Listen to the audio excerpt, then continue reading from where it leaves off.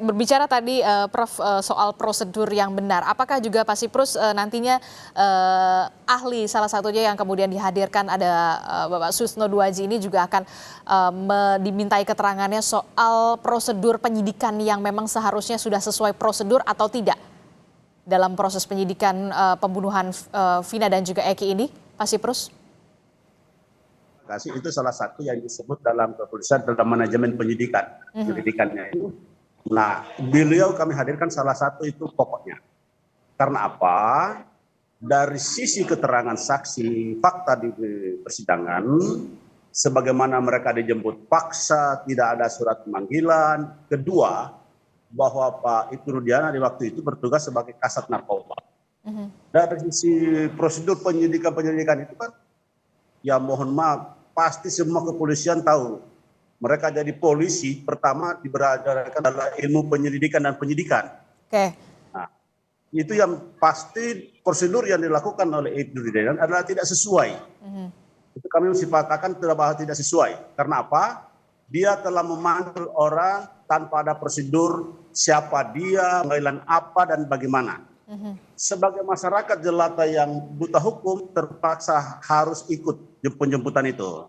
Ada di sini aja kalau jujur, ya sebagaimana saya jelaskan tadi, kalau ini di institusi TNI itu pasti sudah diberhentikan tidak hormat dulu ini anggota. Tidak perlu melalui prosedur hukumnya sebagaimana apa yang betul tadi Pak Adi berkatakan, karena itu tidak dilalui semua prosedur itu.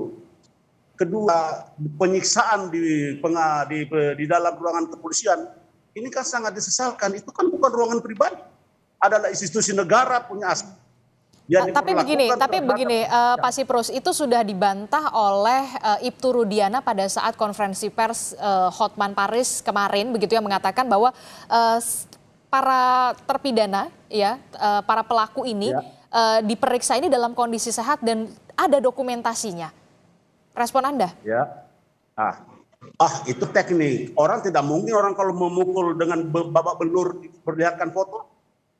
Bagaimana itu? Walaupun bukan ahli secara melihat foto atau semacam elektronik, tapi kalau dengan lihat foto babak belur, orang ada sehat-sehat babak belur, apakah itu yang disebut prosedur? Yang menjadi aneh bin ajaib adalah dia melakukan penangkapan, mengamankan itu bisa tanya lebih dalam, Prof itu.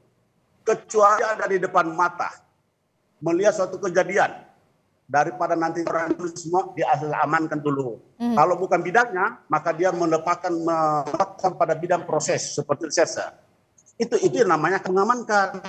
Jadi waktu kejadian itu ada suatu peristiwa, polisi datang cepat-cepat mengamankan. Soal nanti bagaimana proses masalahnya, kemudian menjaga jangan sampai dibunuh. Tapi kalau perlakuan itu dia, bukan mengamankan, menangkap yang tidak sesuai prosedur. Itu yang persoalannya. Jangan Pak Ibtu berlindung karena dia oknum. Tidak boleh dong. Harus jujur yang sebagaimana tadi Pak Susno Duaji mengatakan. Tidak Pak. Seakan apa? Ini semua yang mengakui penyiksaan itu bukan cuma satu orang. Semua 7 atau 8 pidana itu. Oke, tapi kalau Ibtu Rudiana mengatakan punya dokumentasinya selama pemeriksaan ini, bagaimana dengan pihak Sakatatal dan juga terpidana lainnya yang juga mengaku mendapatkan kekerasan? Apakah juga punya buktinya, foto atau videokah begitu ketika mereka mendapatkan tindakan kekerasan atau setelahnya? Ya, dapat foto. Karena mungkin kan orang ditahan itu kan tidak boleh membawa alat elektronik. Ya sebagai tapi kebenaran dari Tuhan itu mereka mendapat foto tentang penyiksaan itu yang foto-foto itu. Nah itu yang menjadi bukti yang kami sudah ajukan di persidangan. Karena apa? Karena dalam perlakuan penyidikan itu jelas tidak sesuai prosedur. Itu yang dulu jangan berlindung bahwa ini CCTV apa semua dia. Nah waktu pemukulan apakah di tempat ada CCTV dipukul? Pengakuan Aldi adalah bahwa dia dipukul di ruangan kanit. Di ruang mana? Semua ya, di ruangan kanit. Yaitu di ruangannya Pak Ibtu Rudiana. Itu pengakuan di persidangan, bukan pengakuan di pinggir jalan atau apa kemarin. Dan mereka disiksa, dia disuruh lari kalau dia mengatakan kalau dia lari pasti dia ditembak. Apakah yang kita mengharapkan suatu kepolisian dalam hal mengayomi, melindungi, dan menuntun kita kepada jalan yang baik? Itu yang menjadi Tapi ini kan bukan berlaku kepolisian, institusi kepolisian pendukungnya, hanya khusus di Polres Kota Cirebon. Tidak mungkin berlaku ini di Polres lain mudahan. Oke, baik. Saya ke Prof. Ya. Prof, ini bagaimana ya? Kalau misalkan kita lihat kemarin itu hampir dominasi keterangannya adalah ada dugaan penyiksaan ataupun dugaan tindakan kekerasan pada saat pemeriksaan.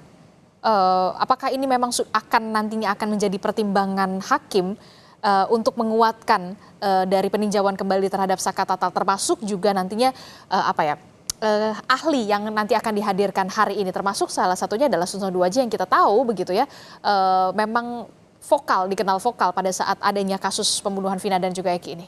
Ya, pertama menurut saya ini masalah yang serius ya. Tadi Abang nasihat hukum mengatakan bahwa hanya di kota Cirebon dan berharap tidak terjadi yang lain. Dimanapun hal ini tidak boleh terjadi, maka harus dipastikan kebenarannya.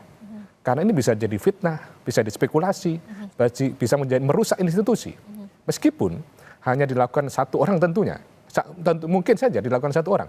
Tetapi ini sudah menjadi narasi, menjadi opini yang sangat serius. Karena apapun alasannya, bahwa Polri adalah bagian penting dalam kehidupan berbangsa dan bernegara. Maka jangan sampai muncul spekulasi, fitnah, asumsi dan sebagainya. Maka dicari sumber kebenaran yang mana. Saya kira di beberapa penyidikan itu dilengkapi dengan dokumentasi yang jelas. Karena apapun alasannya bahwa penyiksaan, tekanan dan lain sebagainya tidak boleh terjadi dalam proses pemeriksaan saksi, pemeriksaan tersangka pun juga tidak boleh. Karena itu adalah melanggar hak asasi manusia. Jadi itu penting, sangat serius untuk ditindaklanjuti. Jangan sampai ada satu kondisi yang kemudian menyebabkan mengganggu, mencederai institusi Polri. Yang kedua, menurut saya adalah bagaimana korelasi tentang penyidikan yang tadi tidak sesuai dengan prosedur yang benar. Memang sebetulnya kalau kita menguji soal prosedur adalah dalam pra-peradilan, tetapi itu cerita lama ya. Tetapi kemudian pertanyaan berikutnya adalah bagaimana korelasi dalam konteks peninjauan kembali pada Saka Tatal ini, apakah akan mampu meyakinkan hakim untuk kemudian menyatakan Saka Tatal bukan pelaku. Pembunuhan. Ada korelasi tentang itu, karena Saka Tatal ini kemudian dianggap sebagai pelaku karena keterangan para saksi-saksi yang lain. Kalau kemudian keterangan saksi yang lain itu tadi kemudian tidak menyatakan tidak yang sebenarnya bahwa Saka Tatal terlibat di situ, maka kemudian akan menjadi terpatahkan dalil bahwa Saka Tatal ini adalah kemudian sebagai salah satu pihak pelaku dalam konteks terbunuhnya Eki dan Vina. Tetapi tentunya bahwa ini didukung dengan bukti-bukti material yang kemudian membangun sebuah logika kebenaran yang sebenarnya. Tentunya tidak hanya menyandarkan saja bahwa dalam proses penyidikan ada penyiksaan, kemudian menyebabkan kesaksiannya ada palsu, yang kemudian berdampak pada hukuman kepada Saka Tatal. Harus didukung dengan alat bukti yang juga yang perlu dipertanyakan adalah apakah kemudian keterangan yang disampaikan oleh saksi-saksi tadi itu sudah pernah disampaikan sebelumnya di dalam persidangan itu. Jadi kalau sesuatu yang mungkin ini diungkapkan lagi tetapi sudah pernah terungkap, maka menjadi pertanyaan bagi hakim apa korelasinya dalam konteks novum tadi itu. Tetapi apapun upayanya, tentunya diapresiasi upaya untuk kemudian membebaskan Saka Tatal ini, karena mungkin saja tidak logis, tidak rasional kalau Saka Tatal kemudian dianggap sebagai satu pelaku yang kemudian sudah menjalani hukuman dan sekarang saatnya mungkin mendapatkan kebebasan dan kebenaran. Tetapi bagaimana kemudian konstruksi novum, kekeliruan hakim tadi dibangun oleh penasihat hukum, dibangun oleh pemohon itu.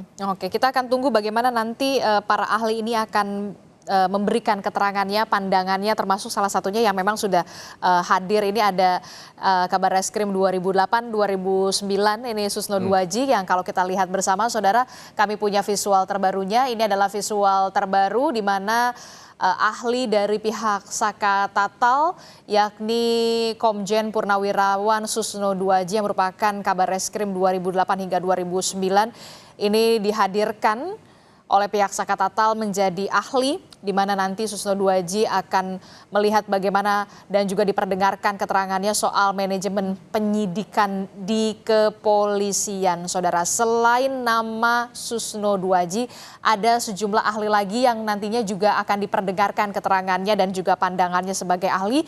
Di antaranya adalah ahli psikologi forensik dan juga ahli hukum pidana. Informasi lebih lengkapnya nanti akan hadir di Breaking News Kompas TV pada pukul 10. Terima kasih untuk Prof. Dan juga ada Pak Siprus yang merupakan kuasa hukum dari Saka Tatal. Terima kasih Pak Siprus telah bergabung bersama kami dalam Breaking News Kompas TV. Breaking News Kompas TV akan kembali usai jeda pada pukul 10 pagi nanti. Terima kasih.